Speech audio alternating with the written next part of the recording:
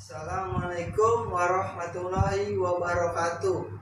Perkenalkan, nama saya Muhammad Fajar Rezeki dari kelas paralel 2 semester 2 dengan NPM 4181911925 dari Universitas Islam 45 Bekasi.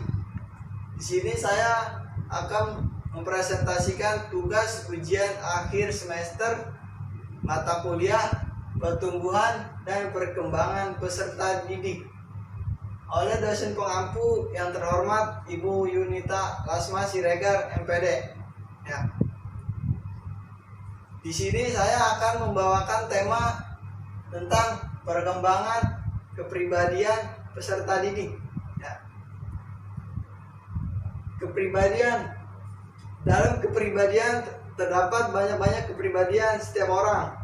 Sebagai contoh, kepribadian saat seseorang sedang marah dan kepribadian saat orang sedang tidak baik-baik saja. Ya. Yang selanjutnya, pengertian kepribadian. Setiap orang memiliki jenis karakter kepribadian yang berbeda-beda. Setiap jenis karakter memiliki kelebihan dan kekurangan masing-masing. Kepribadian adalah ciri atau karakteristik atau gaya atau sifat khas dari diri seseorang yang bersumber dari bentukan yang diterima dari lingkungan, misalnya keluarga pada masa kecil, dan juga bawaan seseorang sejak lahir. Ya. Secara etimologi, kepribadian berasal dari kata personality atau person yang secara bahasa memiliki arti: 1. An individual human being atau sosok manusia sebagai individu. Yang kedua, a common individual, individu secara umum. Yang ketiga, a living human body, orang yang hidup. Yang keempat, self atau pribadi.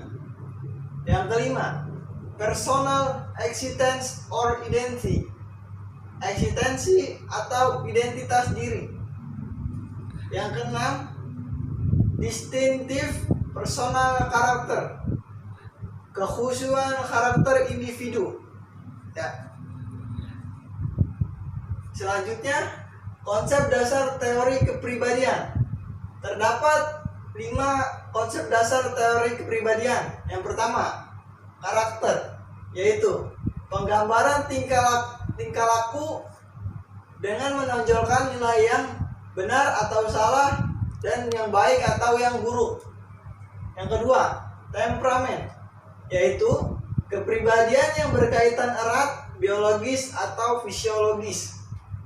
Yang ketiga, traits atau sifat-sifat, yaitu respon yang sama terhadap sekelompok stimulasi yang mirip berlangsung dalam kurun waktu relatif lama. Yang keempat, tipe atribut atau ciri, yaitu mirip dengan sifat namun dalam kelompok stimuli yang lebih terbatas. Yang kelima, habit atau kebiasaan, yaitu respon yang sama dan cenderung berulang atau stimulus yang sama pula. Ya. Selanjutnya, perkembangan karakteristik kepribadian. Menurut Freud, kepribadian orang terbentuk pada beberapa tahap, yaitu yang pertama, tahap oral 0 sampai 2 tahun. Yang kedua, tahap anal 2 sampai 4 tahun. Yang ketiga, tahap palus 4 sampai 6 tahun. Yang keempat, tahap laten 6 sampai 12 tahun. Yang kelima, tahap genetal 12 sampai 18 tahun. Yang keenam, tahap dewasa. Dewasa awal, dewasa usia setengah baya, dan usia senja. Ya. Selanjutnya, fungsi pendidikan.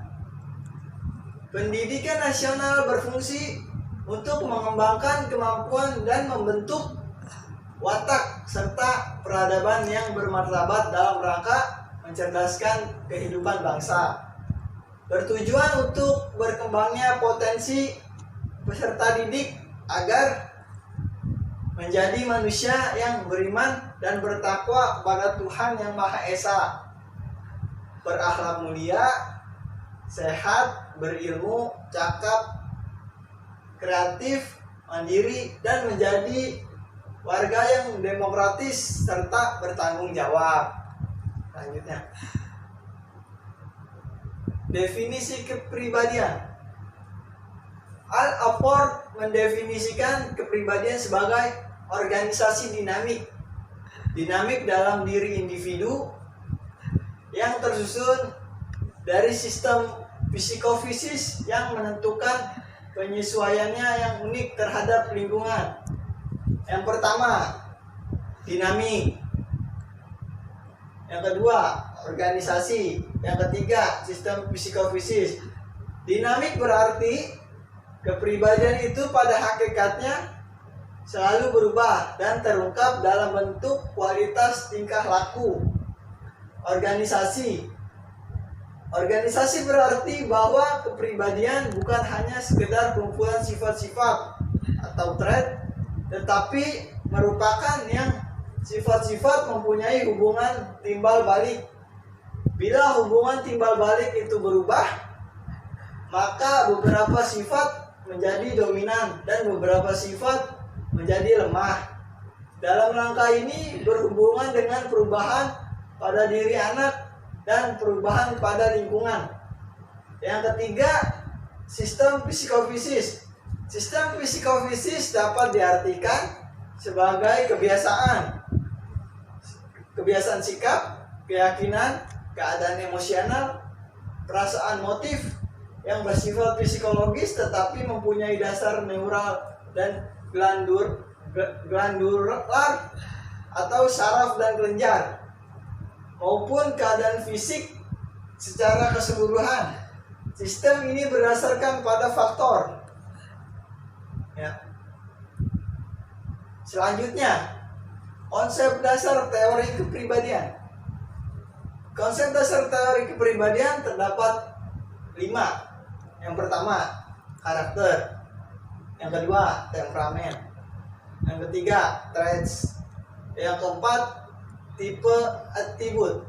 Yang kelima, habit.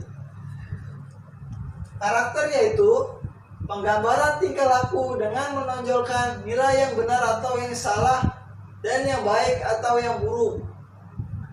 Yang kedua, temperamen. Temperamen yaitu kepribadian yang berkaitan erat biologis dan psikologis. 3. Traits, sifat-sifat, yaitu respon yang sama terhadap sekelompok stimuli yang mirip berlangsung dalam kurun waktu relatif lama. Yang keempat, tipe atribut, ciri, yaitu mirip dengan sifat namun dalam sekelompok stimuli yang lebih terbatas. 5. Habit, kebiasaan, yaitu respon yang sama dan cenderung berulang untuk stimulus yang sama pula. Selanjutnya, penilaian kepribadian. Pentingnya pendidikan karakter ini menjadi suatu keharusan bagi lembaga pendidik untuk memasukkannya ke dalam kurikulum sekolah agar bertujuan untuk berkembangnya potensi peserta didik agar menjadi manusia yang beriman dan bertakwa kepada Tuhan Yang Maha Esa, berakhlak mulia, serta berilmu, cakap, kreatif, mandiri, dan menjadi warga negara yang demokratis serta bertanggung jawab. Ya. Yang selanjutnya adalah metode kepribadian. Untuk menilai kepribadian seseorang terdapat 4 metode. Yang pertama, metode self-descriptive seperti autobiografi, interview langsung, angket langsung, dan inventory. Yang kedua, metode biografi seperti interview langsung, angket langsung, cumulative record, dan case study. Yang keempat, metode observasi atau pengamatan. Dan yang kelima, metode proyektif. Mungkin itu saja yang bisa saya sampaikan. Kurang dan lebihnya saya mohon maaf. Wabillahi taufiq wal hidayah. Wassalamualaikum warahmatullahi wabarakatuh.